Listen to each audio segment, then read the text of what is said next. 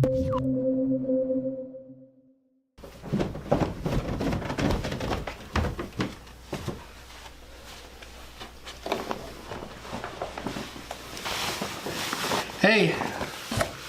so are you ready or? What? We're not going to the 7 p.m. showing. We're going to the 10 p.m. showing. The 7 p.m. sold out ages ago. Sorry. What the f***?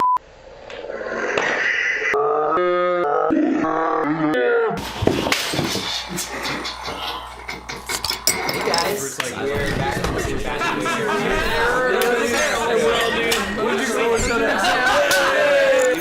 Hey guys, we're here to talk to you about Rogue One, a Star Wars story. It just released in theaters tonight, and we all just got back from seeing it, and we want to give you our spoiler-free thoughts on the movie. Okay, I want to dive into my negative points first, because I think there's so little negatives, for me at least. My biggest complaint with this movie is the score. What? I don't think there was anything... That's what you didn't like? I don't think there was... I don't know how to not be spoilery in this with what I want to talk about. Yeah. My negatives, so... Same. Be vague. I couldn't, pick out one thing from the score that was okay, that stands out to me. With the last movie, Rey's theme stood out to me. Kylo's theme stood out to me. Okay. All the old music coming back. But I don't blame him for his score because he only had to do it in 3 weeks because the other guy had to drop immediately. And it's not a bad score by any means. It's just, it didn't stand out to me. And I feel like a Star Wars movie, it should stand out. But that was by far my biggest negative. It's really odd. I actually think I really, really appreciated the score. Because I think that it didn't stand out, and that's not necessarily a bad thing to me because it's supposed to help you emote. You're not supposed to necessarily notice it. It's supposed to be there to enhance the background, or enhance what's going on. It's supposed to be in the background, sit there and not draw your attention.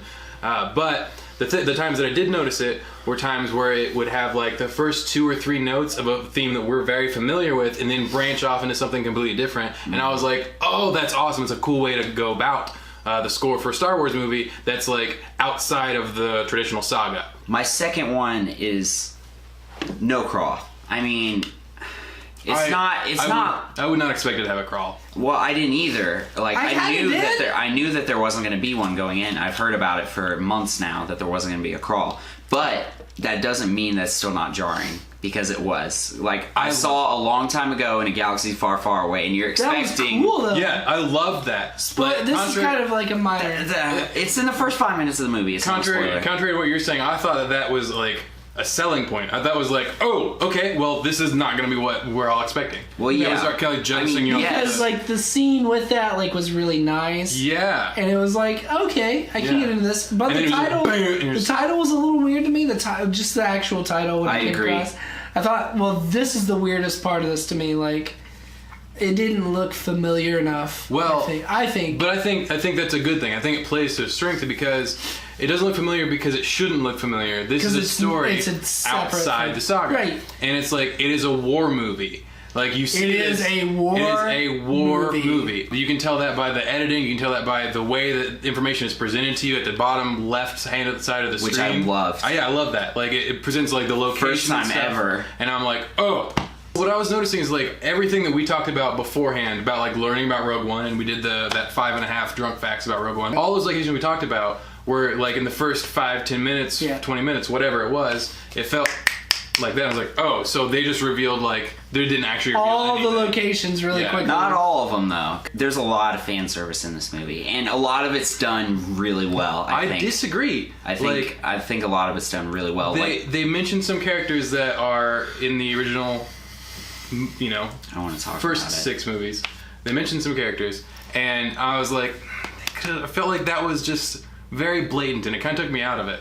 My biggest problem was the one CGI thing. Right. That was my biggest negative. Literally nothing else bummed me out. Alright, so Vader.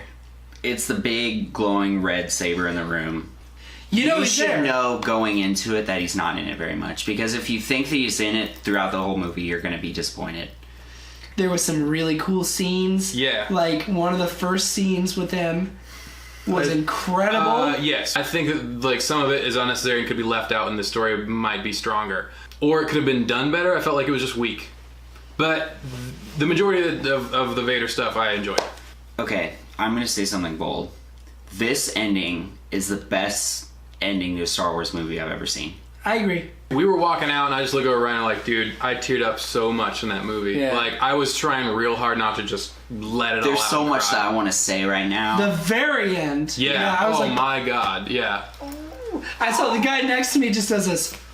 Yeah. No, I saw that, and I was like, I I'm trying not to cry. Right. Why are you mad? Yeah. No. I don't like you. Right. You smell like dirty cheese. Get out of here, turd. Like when you when freaking nerd. when he. Whew. What else is there good to talk? It's so hard to talk There's about a this lot movie. of comedy in it. Yeah, there's a no, lot of there's comedy. there's That droid.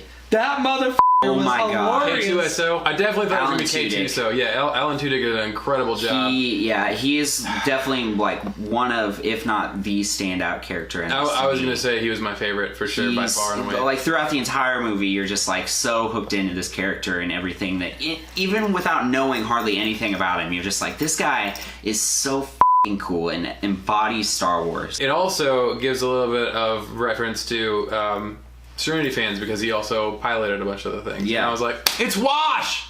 Because that's who he was in Serenity and Firefly.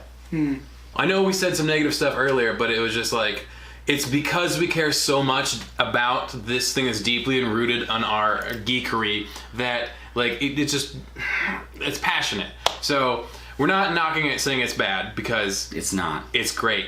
I would honestly say this movie might be the best Star Wars movie since Empire Strikes Back. Honestly, I don't even think since that. I think it's my favorite because I know everything that's happened in 8 episodes of Star Wars.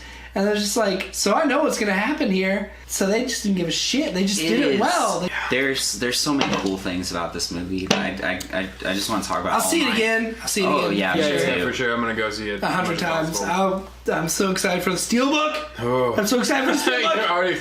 So this is Drunk Nerd, but this is also Should You See It? Should you see it? Thumbs up for me. Yes, go see it in theaters. Thumbs. My bad. Thumbs up. Yeah, thumbs up for sure. Thank you guys for watching our short, spoiler-free review. If you guys like this Short. video, make sure you hit the like button. And now you can click one of these videos or hit subscribe. Thanks, bye.